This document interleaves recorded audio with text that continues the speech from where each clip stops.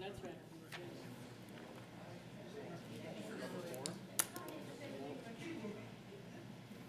We do with the committee. Yeah. All right, folks, welcome to the August 2025 meeting of the Capital Improvements Committee. We'll call everybody to order. We've had our safety briefing. Can I get a motion to approve our June minutes? Ms. Hall moves. Ms. Grabowski seconds. All in favor?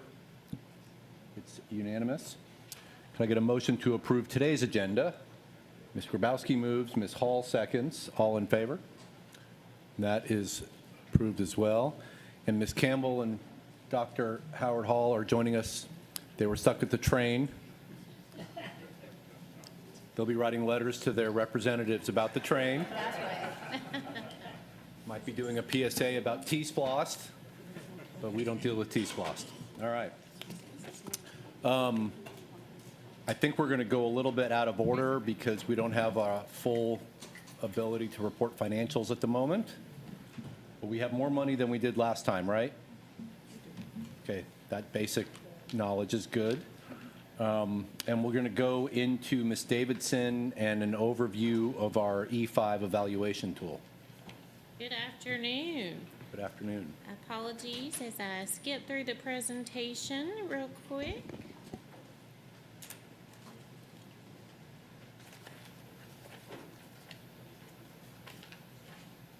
Okay. So we are going to take an opportunity to go over the prioritization tool with you.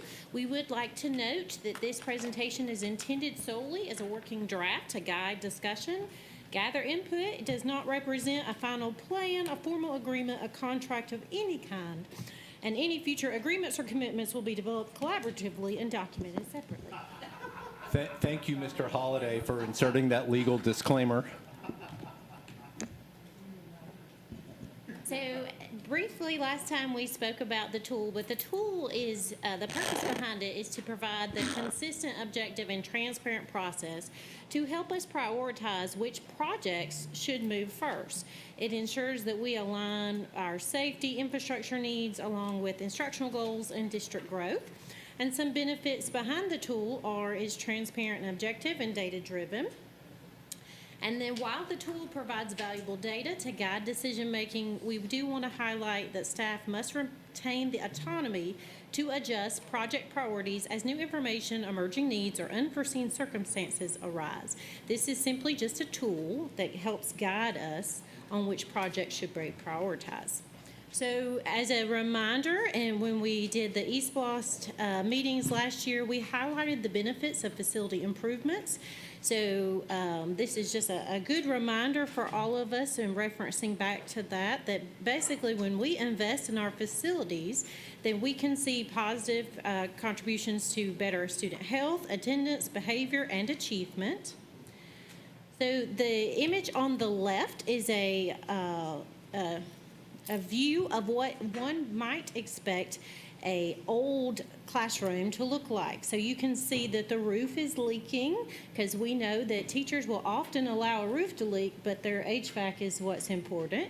So we have a little window unit back there on the back. And then on the right side, you can see a classroom that has been updated. So it has no leaking roof. It has HVAC that's working. So it's just a good reminder that our instructional and operational impact under the umbrella, there are many different categories that play into that. So everything from our site capacity, our safety support systems, future planning, and project readiness, they all feed into the instructional and operational impact. So as a reminder, we have calculated a weight on each of these categories. Safety and support systems was given 10%, because if something is truly urgent and calls for concern for safety, we won't wait on it. We will move forward.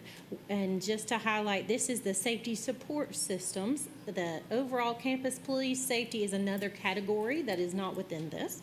Infrastructure condition, project readiness, resources, past eSplost, monetary savings, site capacity, and future planning. And they all add up to 100%. So safety support systems, what is that? That is the life safety issues. That includes the building security, either a vestibule, access control, fire protection, meaning sprinklers and alarms, indoor air quality, ventilation and filtration, code compliance, ADA, life safety codes, and mold or asbestos, any kind of environmental health hazards. You will note that if an HVAC is not working, it will likely be counted in both the safety support systems and the infrastructure conditions. So some instances, you might get a weight for both categories. So infrastructure is heavily driven by the FCI score, the Facility Condition Index, and that is the HVAC, the roof, the plumbing, really the foundation of the building, and if it is operating as expected. Then the project readiness and resources goes to say, do we have the available funds, staff, and resources, meaning like a swing site, to move forward with the project? Is it a very comprehensive project, so a harder project that requires more design, environmental reviews, or is it an easier project? Can we move a little quicker through that design phase? Past eSPLOS, so some projects we were not able to accomplish in E4. It may be that we decided instead of just doing a renovation, we want to do a whole rebuild, or it may be that we just didn't have enough funding to get through all those projects. So there is a weight for past eSPLOS projects. Monetary savings is the potential to reduce current operational cost. So are we renting additional HVAC units to get the space cool? Are we having to empty the septic tank twice a week, as we do at some of our locations, right? So that's an astronomical cost that could be prevented if we were to go in and do a renovation, a rebuild, or give that project priority. Site capacity means that currently, as of today, is the site either overutilized or underutilized? And then future planning is for, in the future, do we anticipate overcrowding or a need to adjust? And just a reminder, each project was rated from a 0 to a 5. A 0 meaning it does not meet that category at all, and a 5 means it does very strongly, so fully meets or exceeds the need down to not applicable. So when the team put together all of the scoring, we worked with the maintenance team and the capital projects team in one room to go over each project. And we respectfully argued every data point to say what should be the appropriate score for each of these projects. Maintenance and transportation rose to be a top priority, and that was because of the safety issues. We have had some sewer issues in that area. The infrastructure is old, the readiness and the resources. Remember, this is the project that is spanning the design in 4, but the project is going to be in 5 itself, and it's just a very comprehensive project out on Gamble Road, and then the mechanical site at Interchange. West Chatham Complex is rated as 1 complex, because when we go to design the site, we can't just design out the K-8 and not look to say where will the high school go and the athletic complex. So it is one site, one project. It will not be constructed at the same time, but when we go through the design, we have to make sure that we have enough space for all of those. And then the Windsor Forest Elementary School came up 3rd. It is an aging building. It is very disjointed, which means students have to walk outside, kind of like an open campus. They have had some flooding issues, the failing infrastructure. It's just a very old building.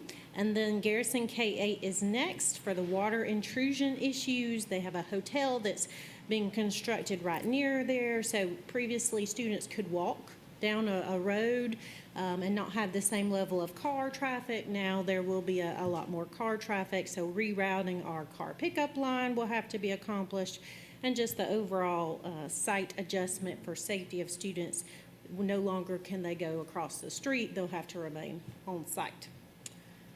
Then Southwest Elementary School did rise up next. It needs a new roof, new HVAC, windows and doors, security improvements, classroom upgrades. The Bull Street renovation, it needs environmental cleanup. It's the start of a new academic program in that site, complex restoration project. STEM Academy at Bartlett is next. That building unfortunately has had floods in the building in itself, in the band chorus area, and then around it in itself, the infrastructure does have significant water issues. It's a busy road, environmental challenges. It's just a very old building. And the students go outside in several of those exterior spaces, and they have to go outside to get to the other part of the building. And then Charles Ellis is next. It needs major renovation, including HVAC, flooring, windows, doors.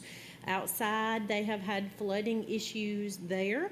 The building is a historical building. It is beautiful in that it's historical, but it needs a lot of love and renovation. It has no insulation, cast iron plumbing, just pieces that come along with a traditional historic building. Woodville Tompkins is next, and please note that when we rated Woodville Tompkins, we considered the lower and the upper in our rating. So if you were to look at the Woodville Tompkins space, it needs a new roof, new HVAC, windows, doors, classroom upgrades, athletic facilities, and this includes the demolition of the lower Woodville.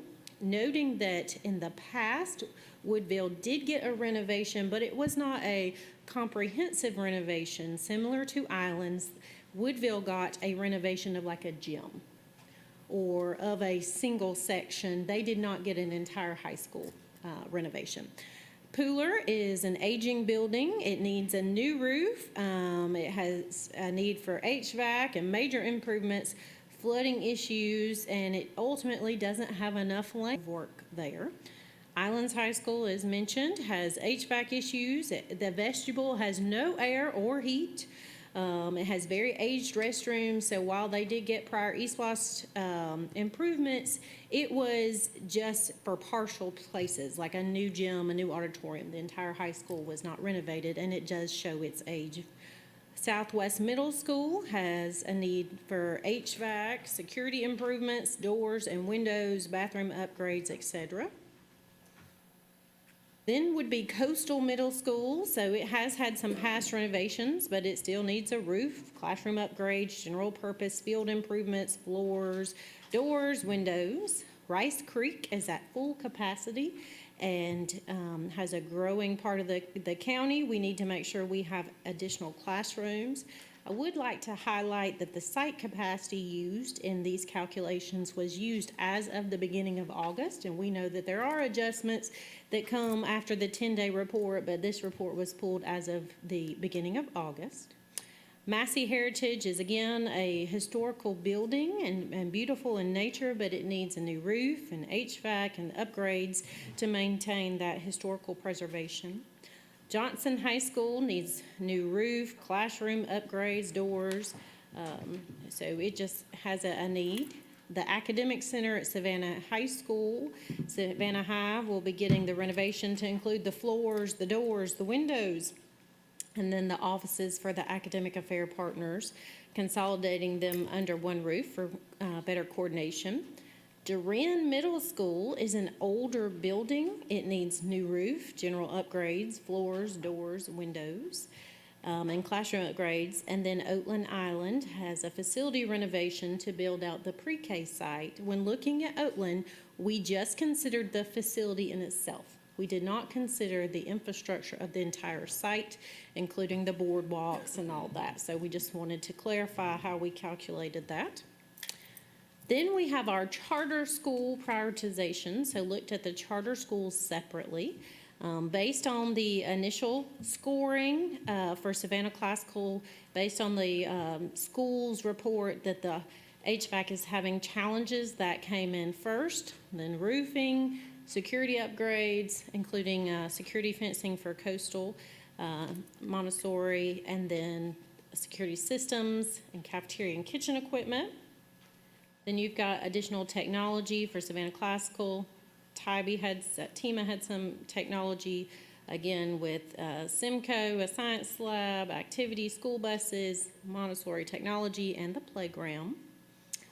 The roofing and the HVAC spaces came in under separate categories, so we graded these separately. So the roofing was based on the current condition of the roof, the age of the roof, the recent repairs, and we are in the warranty cycle. So Woodville Tompkins, the high school in itself, is the top priority there. Myers Middle is next. Durin comes in next, then Southwest, and then Oglethorpe. Similar process for HVAC. That was the equipment condition, the failure history, the age of the equipment, and the maintenance tickets that we have received. So we put Savannah Classical at the top based on the principal report, Charles Ellis Montessori, Windsor Forest Elementary, and then Pooler Elementary. Once we receive the third-party verified note from Savannah Classical, they will be rated based on that third-party note, but at this time, we just assumed all fives. Just as a reminder for our charter schools, we're going to be having a meeting with SCCPSS leadership and our legal team, along with the charter leadership, and really go through what is the overall process. So everything from the contract and then the procurement process, so that they understand how we are here to support them and just have a clear understanding of how that has to proceed. And then we will move into the program schedule. And you will note that there is a difference. Remember how we spoke about the autonomy? So the tool gave us a guide, but then when we looked at the projects, we said, okay, now how do we put this into practice? So the first thing on the list is roof replacements and HVAC replacements. Of all things, we want to go ahead and protect our assets, and so we're trying to move forward with those. They have a to-be-determined start and end date, but we will go down the list based on the prioritization. So we'll track those. Then next project that is slated to be started is the West Chatham project. It's going to start we started a little bit of environmental so far, but we expect that project will get into design in between fall of 25 and spring of 26. And so that is a very comprehensive project. So that is why that is on the top. Then we have our maintenance and transportation project starting about the same time, and that's because of the just the overall conditions that go along with that building and the need to move quickly. Next is Bull Street. Bull Street is a very comprehensive, large project, and so it is slated for next. Because it will take several years to go through design and the restoration of that site. And then we have added in some site improvements. So Savannah High School has a site improvement that's in here. We've got some ideas of how we can better enhance our swing sites to meet our needs throughout the district. So that's coming up. And then moving down through some of the other projects you can see that have been slated. And then we move on to the latter portion. We do want to highlight that the charter schools are on here from the January of 26 through 30/31, and so they would follow a very similar path. So as we move forward with our HVAC and roofs being prioritized, we would move forward with prioritization of their HVAC and similar process. Technology is unfortunately often at the end because it is not to the same dire need as HVAC and roofs. So I will pause. All right. I know nobody has questions. Anybody have questions or comments? Dr. Howard Hall, then Ms. Hall. Yes, thank you for your presentation. I know that the FCI score is it accounts heavily with the state. That's a priority with the Godot. And looking at the prioritization, with 25% being the FCI score, I'm concerned that we may have facilities that are in good shape that's outscoring a facility that's literally falling down. So that is possible. We did go back and forth with our weights many times on what's the appropriate number to assign to each category. We, in our FCI scores, if our team had went in and updated an HVAC system, our FCI scores are from about 2 years ago. So we did account for that and adjust the infrastructure down. We didn't elevate that infrastructure as high. But there is a possibility that based on the weighting, including the site capacity, including the monetary savings, that the FCI score is not unfortunately weighted to the same level. And I guess the school that I think about is Windsor Elementary. The condition of that school is literally. Yes, ma'am. So I have personally walked in Windsor Forest Elementary, and that is one that desperately needs some love and attention.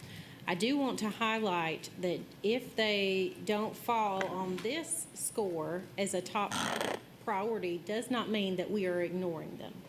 So we did ask and were approved in the recent board meeting, so for about $5.5 million. Of that, some money goes into HVAC. We are working to get the immediate HVAC challenges resolved with funds that are good standing. So that means that as we go in and we put a unit into each classroom, that could be removed and repurposed in another school in the future if it wouldn't remain as part of their renovation. But I do understand that Windsor Forest at this time, but on our note, Windsor Forest is to start in January of '26. So they are starting outside of these others that have had very minor design, or maybe the design was in E4, they're starting very quickly due to the condition of that building. Ms. Hall? Regarding Windsor Forest Elementary, the plumbing situation there is deplorable, and it's one of the places I've had to literally let Dr. Watts know of the dangers there to our kids. And I haven't really heard you speak a lot about that.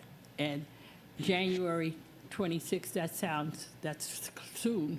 But if there are still plumbing situations, that's not soon enough. Literally, the children could not use lots of the bathrooms there. Yes, ma'am. Are you aware of that? So I was aware of an incident in the spring in which our young people were putting things down the commodes that was then stopping them up, like pencils or other pieces, shirts. So we went and addressed the immediate plumbing issue. But that does not negate that it's an old building and has old plumbing, right? We recognize that that is a challenge to work through. It's my understanding, and I can confirm when we get down, that they have operable restrooms at this time and no issues. But I will work with maintenance to make sure that I'm not aware that things are happening that haven't been shared with me. Okay. The other thing, who comprises your team? Who comprises my team to review this? Who created this for us? Yes. So the scoring was reviewed by all of the project managers were invited to come in and review it. Mr. Batra, Mr. May, who is the executive director of maintenance, Mr. West, Mr. Will Smith, who's the senior director of maintenance. So I pulled all the leaders together and said, let's question every number on this page and make sure we are all in agreement. I would also add to what she's sharing. Cabinet has seen this at least twice, and it did come before a former CIC meeting for input. I believe the very last one. We shared the beginning of a tool and asked for feedback because we knew we were moving in that direction and we wanted early feedback versus feedback on the latter end. Mm-hmm. But we realize that this is still being crafted.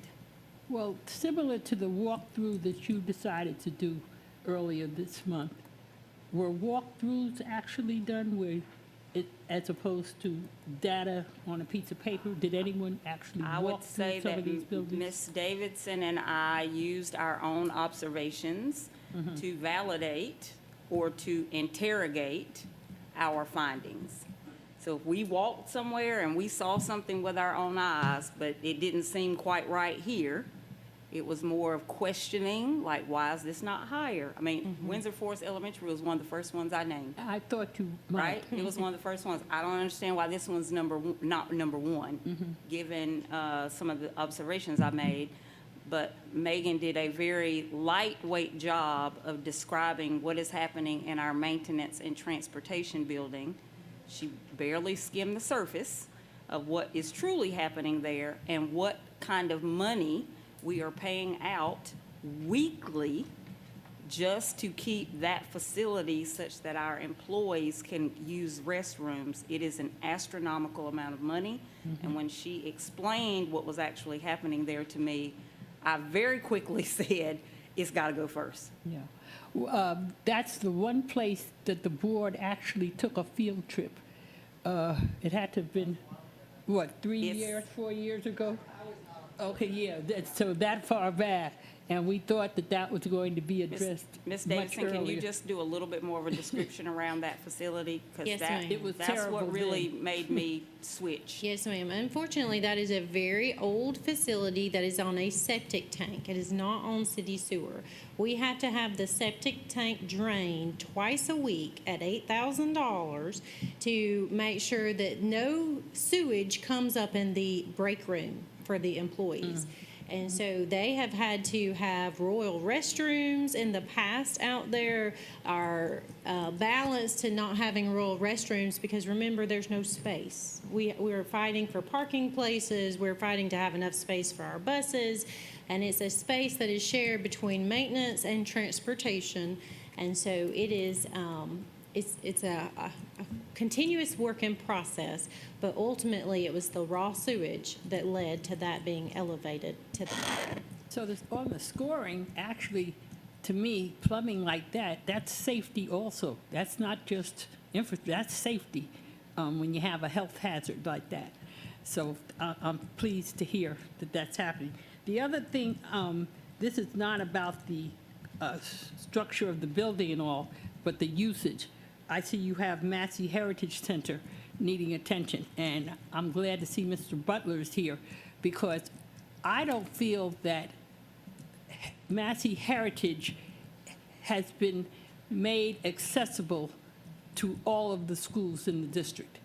Not on Massey Heritage's side, but on the side of our schools, that it's like every child I've asked, have you been to Massey Heritage? They've never been there. So, Mr. Butler, I guess what I'm asking is that some kind of way that become part of the curriculum so that at some point in social studies or something, when you get to 4th grade, going to Massey Heritage is part of that experience. But some kind of way that we know that all of the children in this district, and that it's not just the same few schools whose principals do that, go there over and over and over.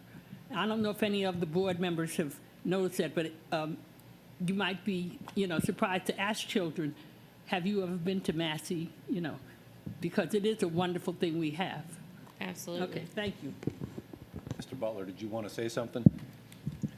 Just thank you for that information. Happy to share additional details in an academic excellence committee meeting and/or other informal presentations. But we have done some work to elevate the programming at Massey, and our teams will be working to support schools in integrating those experiences into their classrooms. And so I'm excited to share some more of what that will look like this upcoming year. Ms. Campbell, Mr. Moss. So I was looking at, I guess, Gantt chart, is that right? The Gantt chart on page 58. And let's see. So one thing I noticed throughout, first, I agree with Dr. Howard Hall in I like the way we did the prioritization chart. I think that was really smart, and it doesn't leave a lot of room for, preferences or feelings about things. I would maybe consider that we're maybe prioritizing, ease of fixing something over the need, maybe, because they're both 25%. But the main thing I wanted to address was on the Gantt chart, I see that we have Savannah High, the academic center, scheduled to be finished, I guess, in 2032. Am I reading that right? Yes, ma'am. Okay, and then we have Bull Street ending, it looks like in 2030, 2031, where are we here? No, 2029. 2029. So I saw on slide 51 too, where it says it's dependent on several factors, the academic center. Can we talk about what those factors are? Because what I worry about is that if Savannah High is to be the home for admin and we finish Bull Street, but we're still renting Georgia Tech space for 5 years.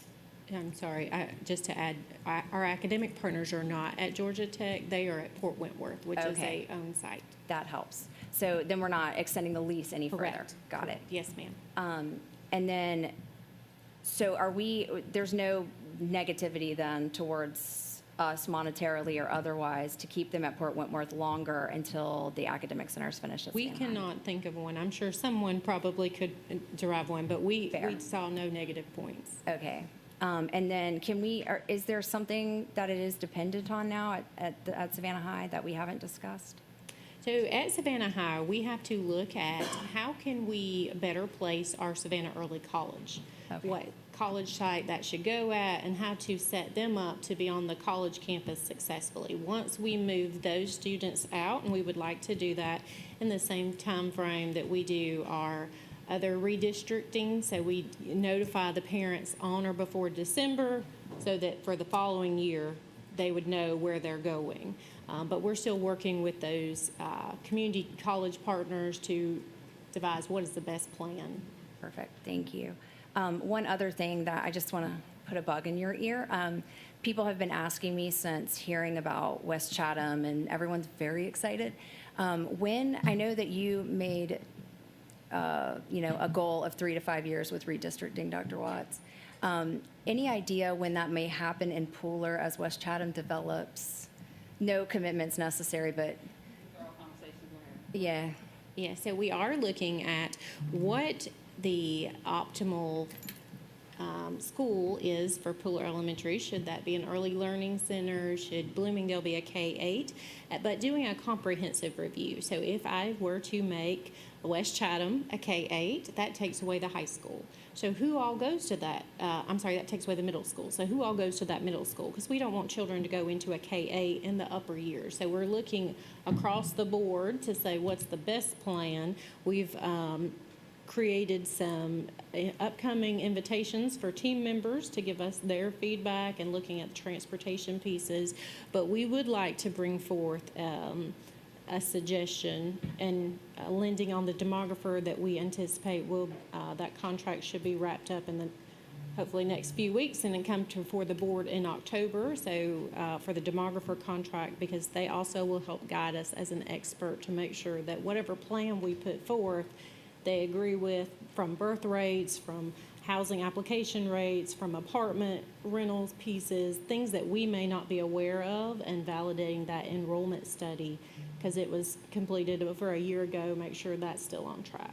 Okay, thank you. Mr. Moss? Okay, so I just need some clarification on Windsor Forest Elementary. So we're doing a new school for them, right? Yes, sir. Okay, so when will we be moving those students out of that school into a swing site? So the first thing I'm doing is evaluate the current property to see if perhaps I could build on that same site. Because it would be preferable if we could leave those students in the same site while we construct a new building. But we have to look to say, does the site meet those needs? It's right near water. We know that there is a city park there. So there's a lot of moving pieces that go with that. But the design is slated to begin in January, pending that we have started to receive funding at that time. Okay, and there are no trees involved. I cannot promise that there are no trees involved, but Okay. we acknowledge the challenge that our trees bring and honor and respect the trees, but we'll work around any city ordinances to the best of our ability. Thank you. Ms. Grabowski? Thank you for the information. Just a question on the Garrison K-8 narrative. You mentioned the hotel coming nearby, and certainly understand, that is going to change the dynamics of lots of things in that area. But I'm not sure I understand the relevance to how that plays into the prioritization for East West. So how the hotel came into the prioritization was the security piece that goes along with that. Currently, our students are walking across the road, and there's not a lot of cars and traffic today to go to that recreational field across the street. Our plan is to change that to be more of a line for carpool, because our cars are backing up out into the city, and that's problematic. We also have the water intrusion that we need to address at Garrison. Last year, there was a proposal to do a rebuild. From the feedback, it was determined we should do the Right, renovation. but that's separate from the hotel. It is separate from the I'm just hotel. asking, so do the plans for Garrison then include, it sounds like it includes a redesign of portions of the site as well? It does Is that include correct? redesign of portions of the site, because the lot that the students use as recreational that's across the street would be reimagined to be carpool, drop-off, pickup, routing of students. No, I'm sorry, of cars, not of students. Students wouldn't walk over there, but it takes the cars off of the neighboring streets and Where does the help. playground go? The playground is already in another location, and then there is additional opportunities to review if we can put, because that's more of like a recreational space for larger students, older students. And so the playground would not change its Okay. location. Okay.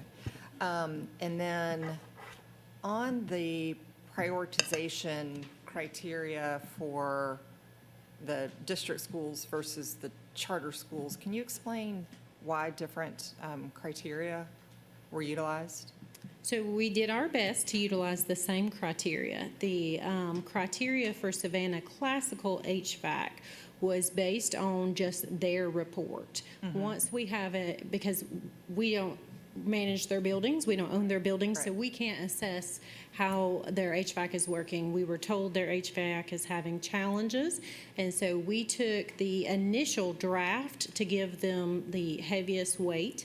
However, if their independent report comes in to have differing pieces, then it will be adjusted. Sorry, I'm looking at slide 51. Oh, I'm sorry.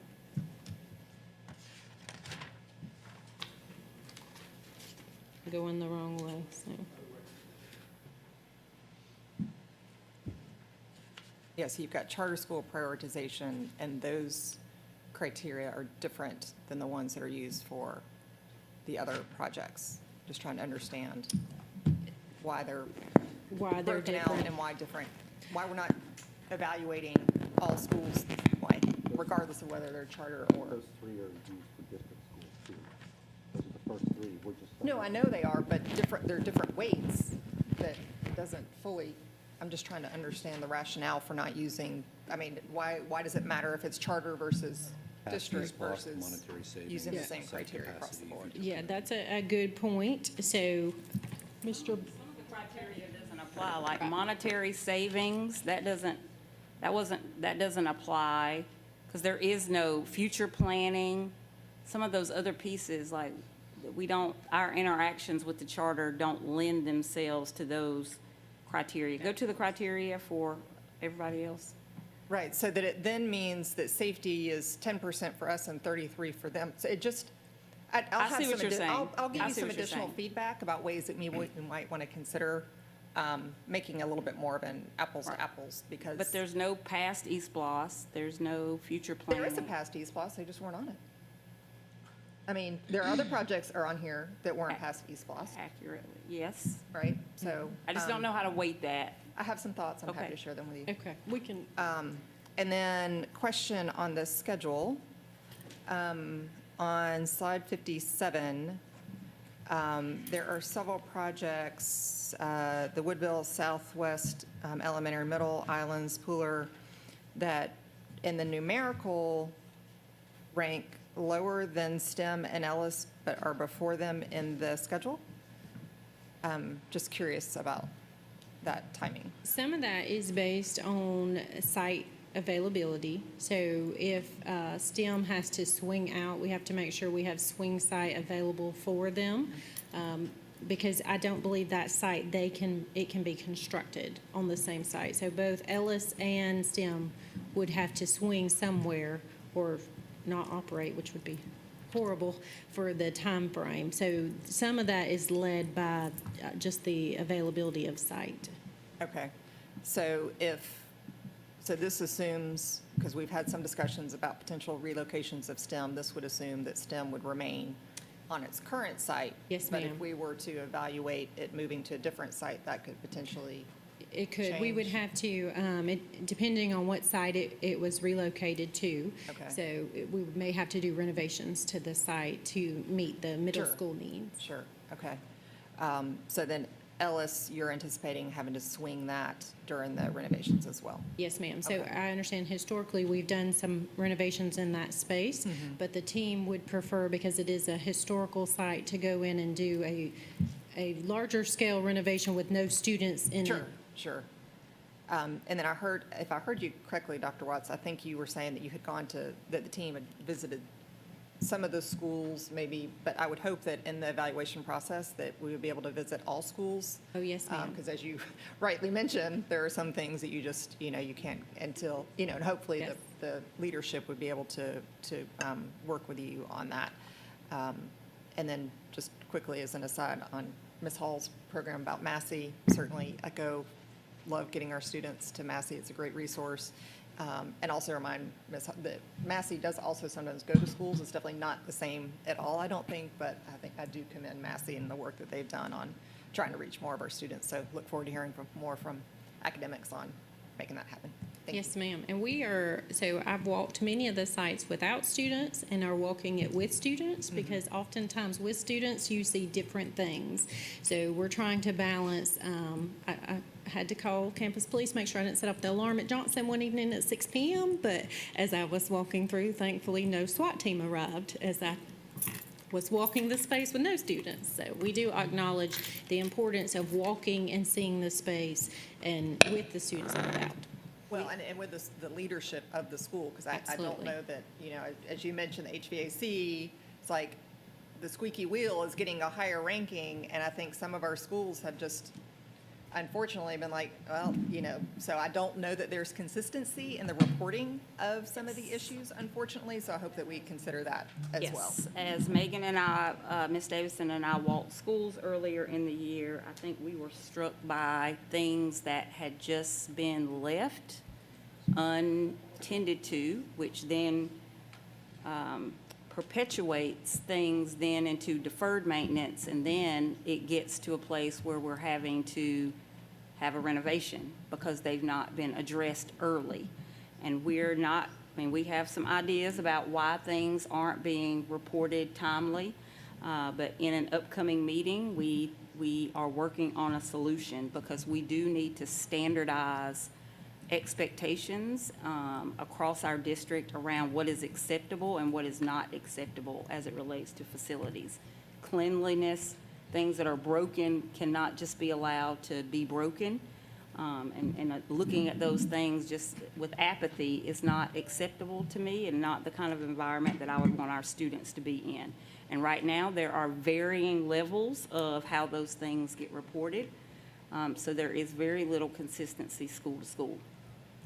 So I just wanted to pick up on some comments from everyone, but on that point in particular, for years, we've talked about trying to not be just reactive and have a proactive, regular maintenance cycle. So every HVAC system gets a thorough review every 3 years, in addition to the yearly things or bi-yearly.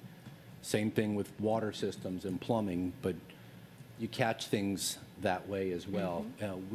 We've been more reactive over time, and I know that's aspirational because we need staff, we need budget, but we can talk about best practices and then work towards there.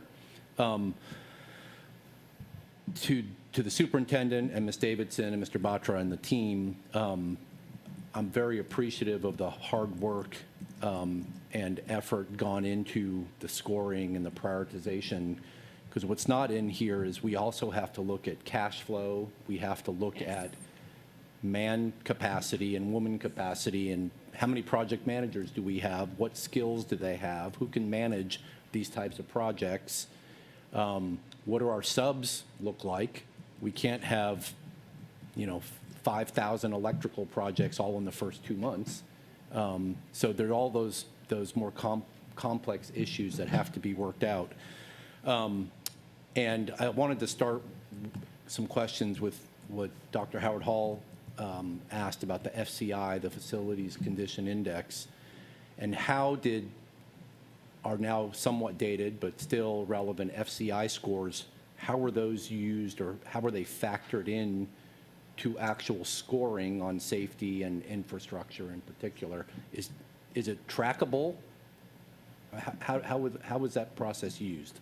So we pulled the FCI scores that we acknowledge are aging, and we'll bring forth a board request to have them updated, but in this year. But what we did is we took the current number if the team had went in and made adjustments. So if we had given that building a new roof, or they had had a new HVAC or a HVAC renovation, then that number was adjusted, not the FCI number being adjusted, but the score itself on the infrastructure was adjusted to honor that our schools that have high FCI scores need to have some kind of priority, noting too with Woodville that the infrastructure would not be a 5 without the FCI of the lower building, right? So- The upper building does not have a bad FCI score. Right.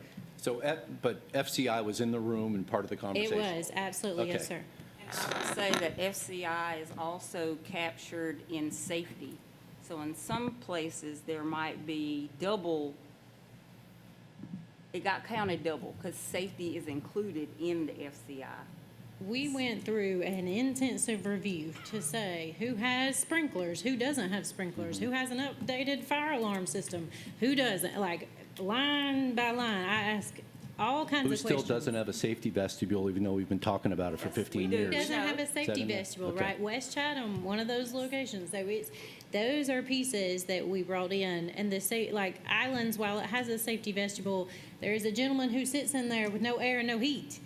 I feel like he's in an oven. It's hot in Savannah. So every time I walk in there, he is happy and smiling, but it is hot. So Okay. like those are part of the safety pieces to be aware of.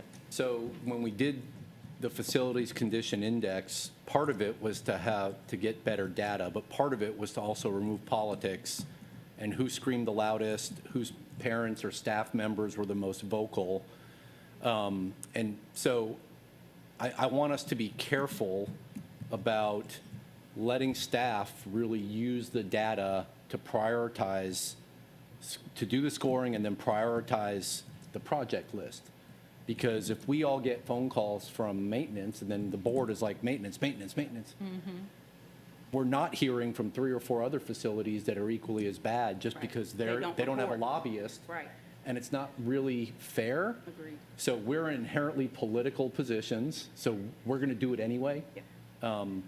That's how this works. But I would ask the board, we can ask questions about scoring and prioritization, but let's defer to our professionals if they have a reasonable explanation for how they made the calculations, so that we're not, what I don't want to have happen is between now and when the board actually votes on this, every site on the list says, okay, everybody go lobby your board member, or 2 board members, or 5 board members, and whoever screams the loudest gets moved up the list.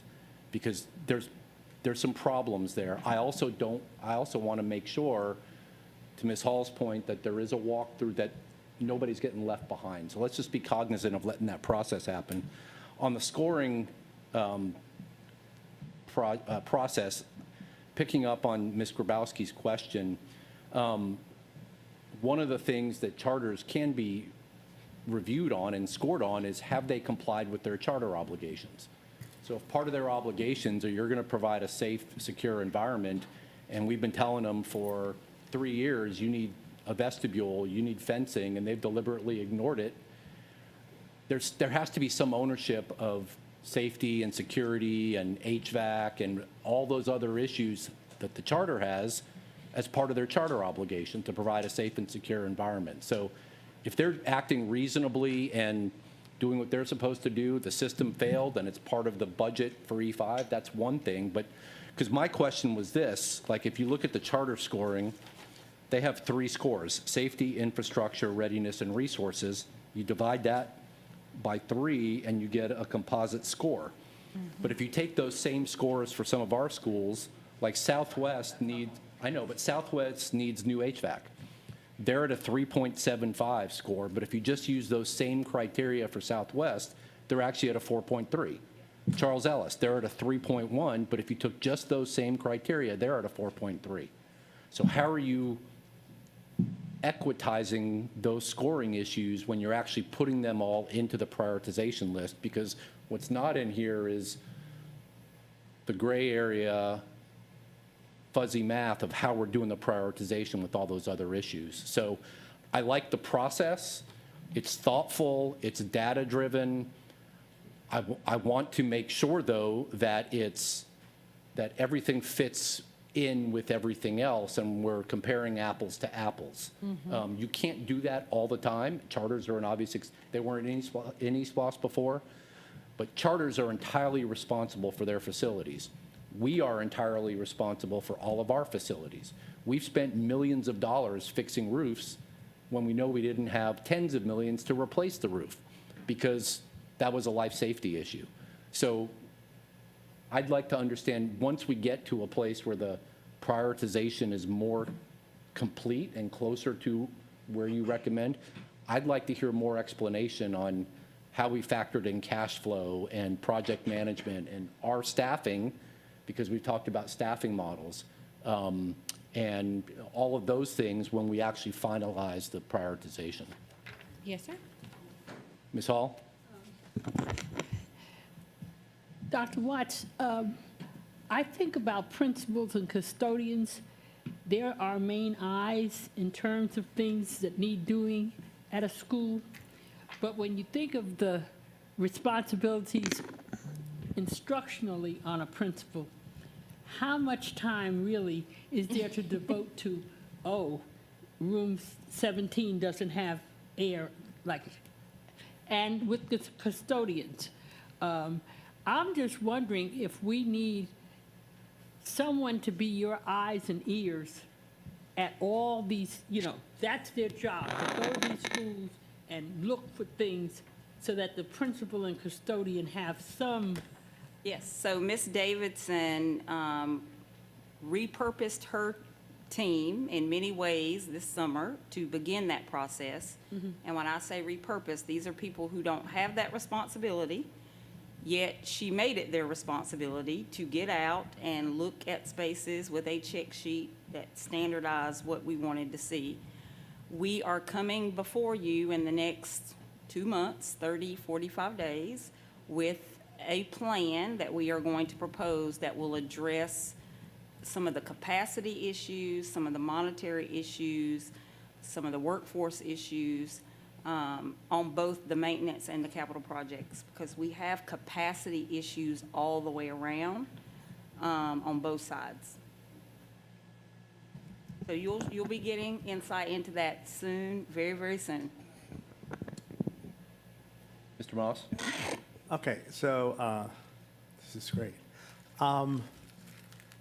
We are in the education business, and we're in the meeting children's needs business and protecting children and keeping them safe and all that. I've only lived in Savannah for 23 years, and I'm still not used to the heat. And I'm a over 30 adult. Over 30. HVAC systems are essential in Savannah, Georgia. I don't care how we get it done, but we have to make sure, and yes, let's keep everyone accountable, but we've got to make sure that all of our schools, all of our kids are in schools with proper HVAC. Beyond, I mean, there are a lot of other things important. Yeah, literacy is important. I'm not saying this is above literacy, but yeah, it's yeah.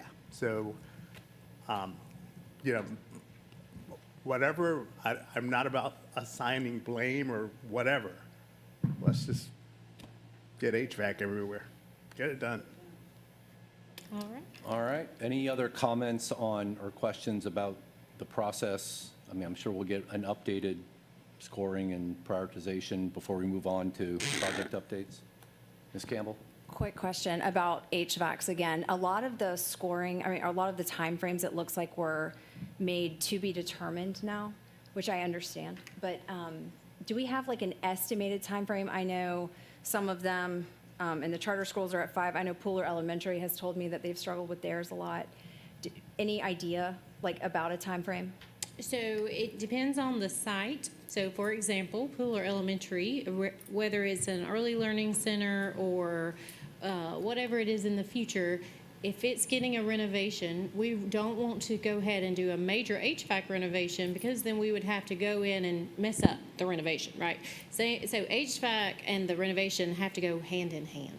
So that's why some of those are to be determined because we're still planning out what's the best way to handle it. At Charles Ellis, if we go in and we give them a major HVAC, but then we don't deal with the floors and the doors and the windows, we're still going to have future issues because we are not fixing it the right way. So as we dive more into this, we will bring back the updated timeline. Those that have immediate HVAC needs, we are addressing, whether it's we're patching the system to just hold it over a little bit longer. We are bringing in temporary units, so we are working. And the HVAC team told me yesterday they only had 16 tickets, so they are actively staying on that. That doesn't mean we don't have issues. We do have issues, and we respond quickly. Some of those we wait on parts and other pieces, but we will bring back an updated piece so it's not just TBD. Thank you. The other issue is we're not even collecting E5 money yet. Correct. And it'll still be a few months before that even goes through the tax assessor's office, and then the county sends it over to us. So even if we wanted to fix it right now, we can't under E5. We use other funds for that right now. Correct. All right, let's go to project updates. Oh, I'm sorry, Dr. Howard Hall. Yes, I have just a quick question. I know Woodville Tompkins is unique because you have your upper and you have your lower, and I noticed that one has to be announced, so that's upper to be announced, or is it lower? It's two different projects. Pieces. It is. So the lower is, the plan is to demolish the lower and build out athletic sites, and the upper is the renovation. I thought we had put on here Woodville. Woodville, the upper renovation is, planned for 2026. December at this time is when it would start, and July of 29 is when it would finish. That's the upper. So when is the lower, so the lower is the one that's to be announced? The lower is the one that to be announced. We want to do additional work. We currently have a MOU with the city to utilize the space in the lower.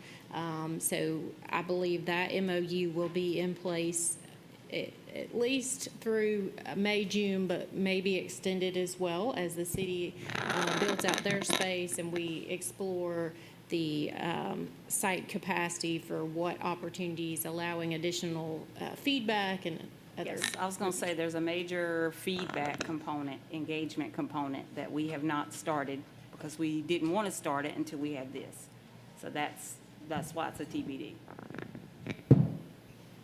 Ms. Hall? Dr. Watts, has any thought been given to building bridges middle? I know building bridges high is part of Lower Woodville, so its fate will probably go along with the Yes, fate ma'am. of everything in there. That is a great segue into our project updates because the Alternative Learning Center, I'm going to jump to that one, is going to house Building Bridges High School, Building Bridges Middle School, and Wings. And it's going to be at the old Mercer. So this is the image of what it will look like, spacing out SELA, the Building Bridges teams, and the Wings.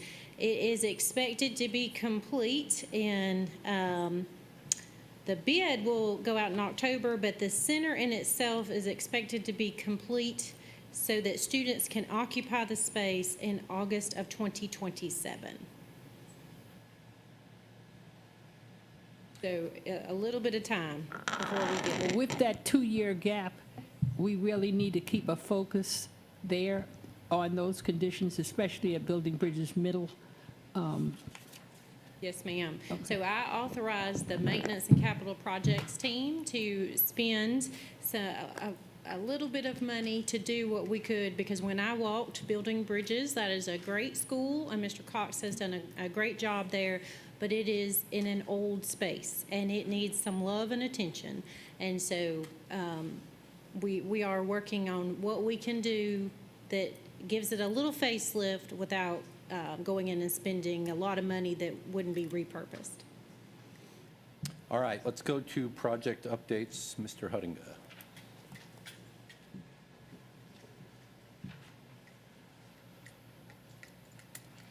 Okay, got to get us back. Good afternoon.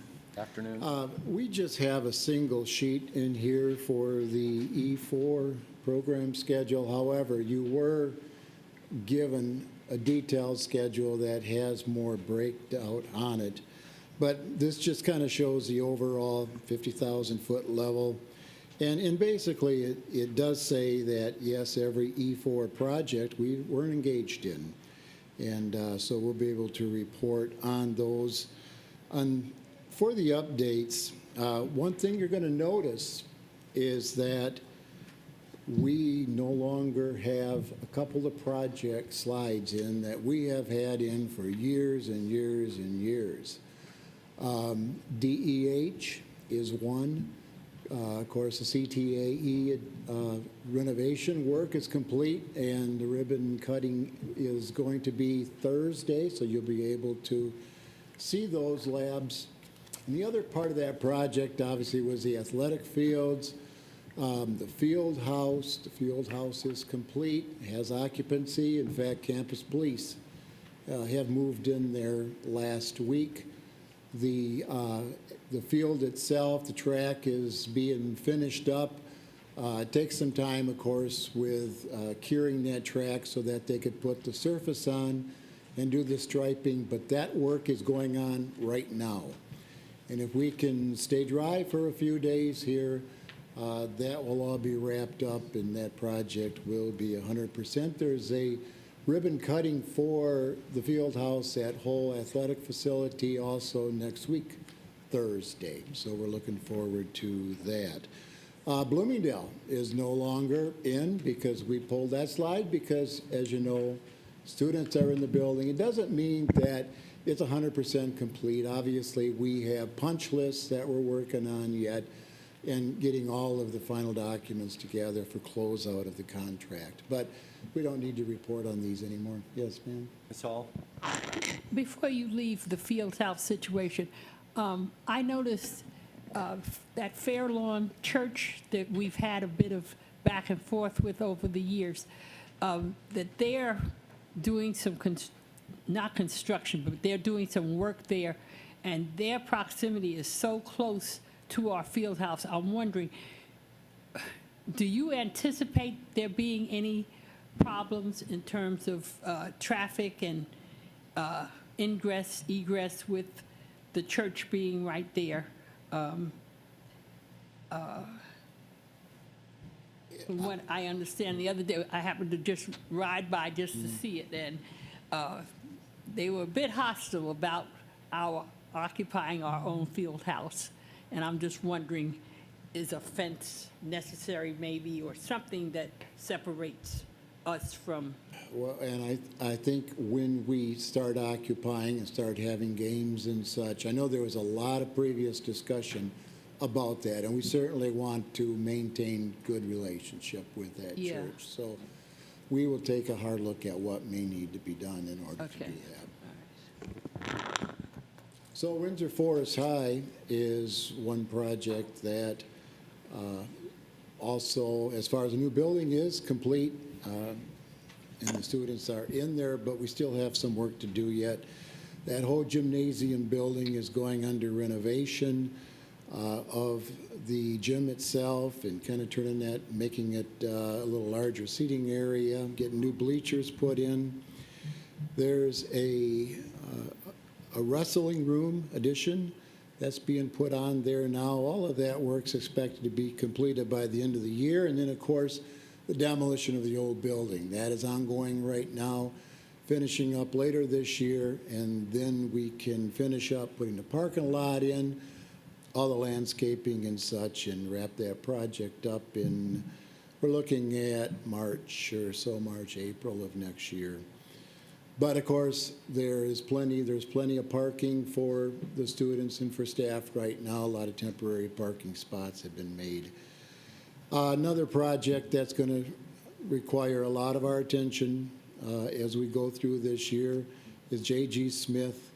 You can see building's is being demolished. All of the interior partitions, concrete floors are getting cut up, and the old cafeteria kitchen demolition has gotten started in order to prepare that area to build the new cafeteria.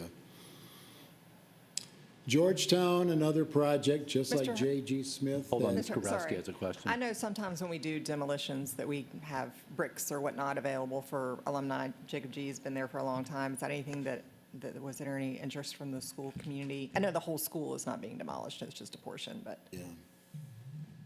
We haven't heard of any, so. okay.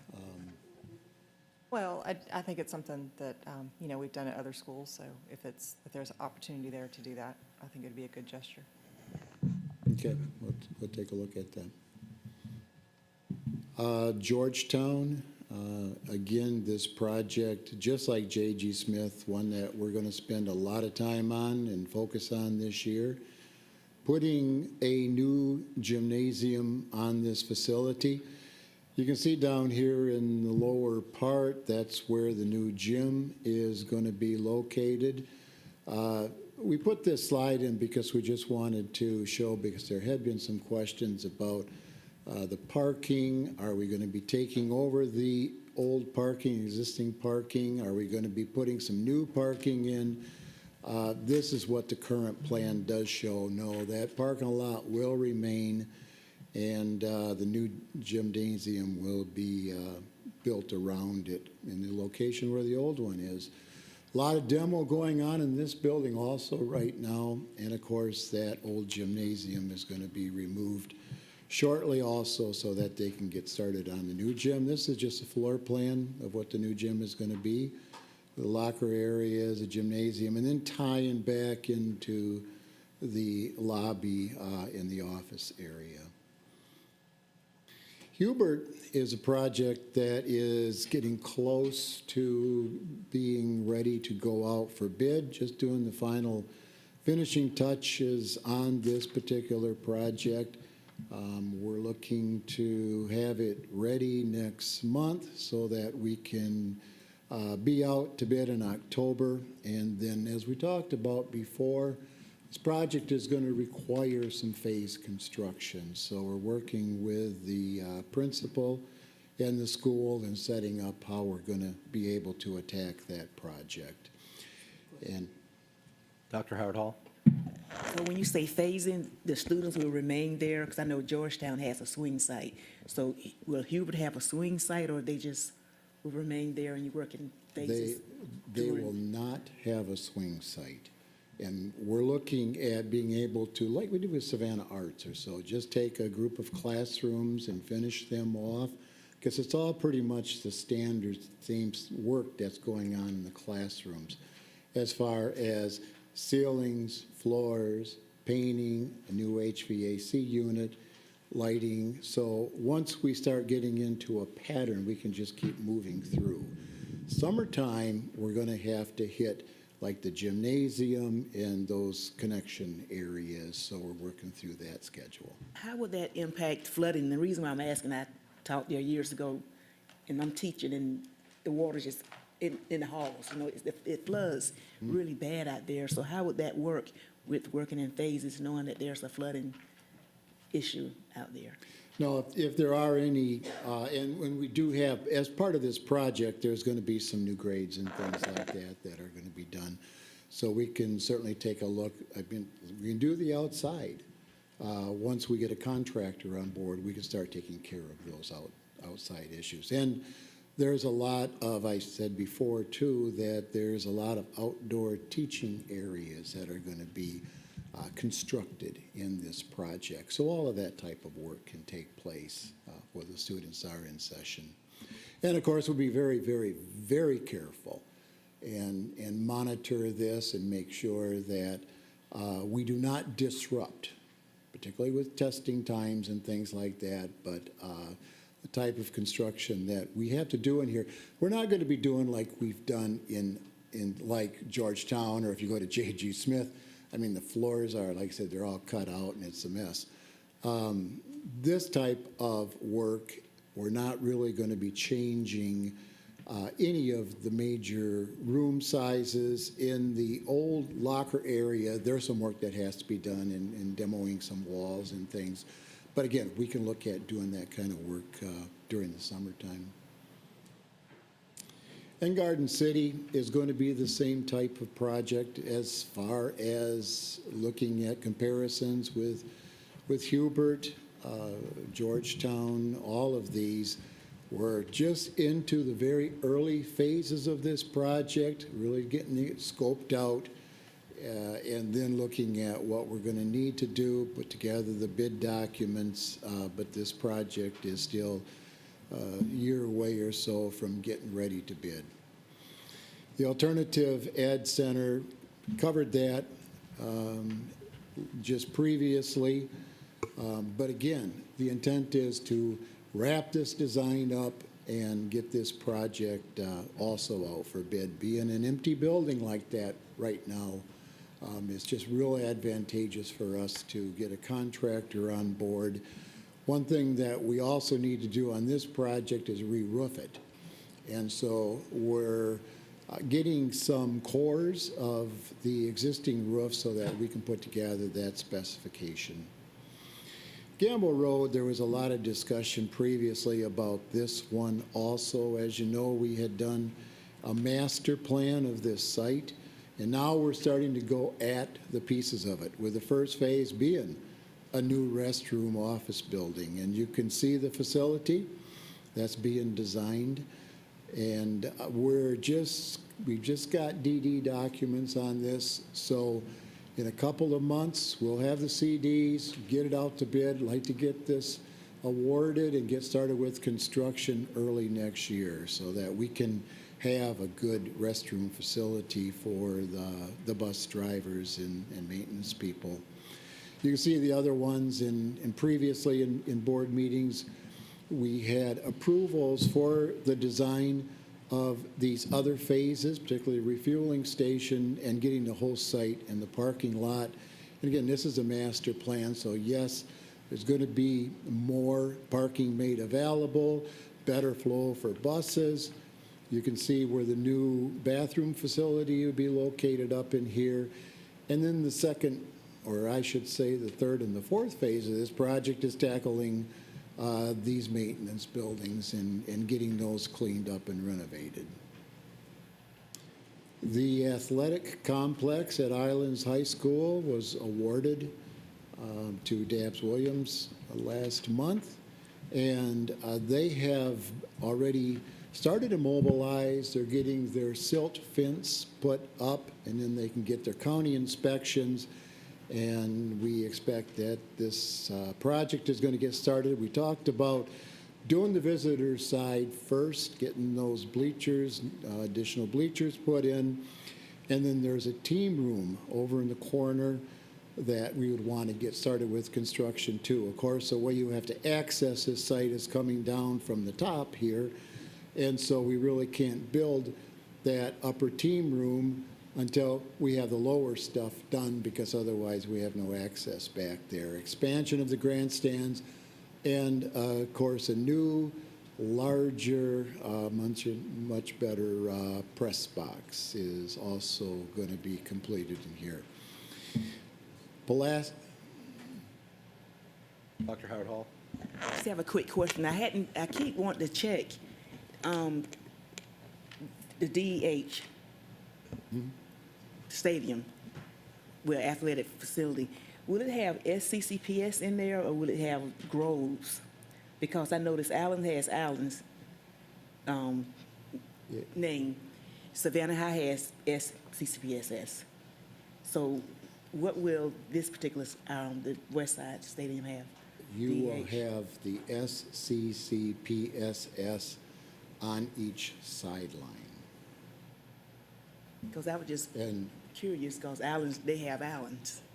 And Each you school have has the their Groves, logo in you the have middle of the big- field, but on the That's what I sides. was, on the sidelines, right. So, Does- but you have the G in the center. that's what I was asking. Yes. Because I'm trying to remember with Savannah Highs, I can't remember, I was just They've there. got Savannah High. Savannah High has the B in the center. Islands has their logo in the center, but we have the SCCPSS on both sidelines. And that's standard for what we have on the other ones also. Yes. Okay, Pulaski, we're finishing up some drives, parking, in order to give a little better situation for parking around that facility and access. Savannah Arts Gym, the floor had been done. I believe they're playing volleyball on there. And we're just finishing up on the upper level with the seating, getting scoreboard in there, sound. By early October, all of that should be completed. Mr. Moss? Going back to Pulaski, are the modulars the end? Modulars are not in. Okay. They are not in because last spring, late winter, we began to assess the overcrowding at Pulaski to determine if there were some in-house things that we could do to address overcrowding. We took a look at the number of administration placements. I believe we moved a pre-K classroom to another site. I'm looking for affirmation from my team. Yes. We did. We made some adjustments. For the first 2 weeks of school, we've asked that the school's office and the principal work very closely to determine if there is a true need to do the modulars, because obviously we do not want to spend the money on modulars if there are ways that we can address it in other ways. But we are coming up to a point where we do need to make a decision on that. I see Mr. Bosch's head shaking. But I really want to assess the situation fully to see if there are other things that we could do to bring down the population there. Okay, and then, Savannah High School, we're looking at that artificial turf out there for the fields, which we will be continue to do with all of the high schools as we go into 5. And then we continue to work through a roof replacement program. We have a master schedule set up for that. Gould has gotten started just recently. They're in progress. Johnson High School is bidding September 4. And then Georgetown obviously will be part of that renovation that's going on. Then we need to get going with Myers, and Woodville Tompkins is also in the plan here to have re-roofing documents started. HVAC, again, a program to continue with replacing HVAC. Woodville Tompkins is the next one. And that project is going to be bid on the 21st of August here coming up. Islands, that contract was awarded, equipment's on order, so we'll start seeing some work out there. But obviously, the biggest part of that, the majority of the work, needs to take place in the summertime. because we're basically taking that system out, that old system out, and putting a whole new system in. It isn't just replacing parts and pieces. They can start doing some of the work during the school year, but the majority of it will have to be in the summertime, and then we continue with work at Port Wentworth in getting those areas ready for their new occupants. With that, Questions on project updates that weren't asked already? All right. Given the time, it's 3:20. We're not going to go through the financials in detail. If anyone has questions, Ms. Nathaniel has every answer you may be looking for, so please ask her or send her an email. Yes, Did you Mr. have one Chair, thing? I'm so sorry. I would like to make a note that we did have edits to the presentation, and they are going to be submitted to the board secretary to be posted to make sure that we get those out. And Thank you. then our PowerPoints should be posted to our website after that. Yes. All right, next meeting is October 14. Look forward to seeing everyone then. Facilities staff, thank you for your hard work to date. Keep it up. We appreciate it, and we're adjourned.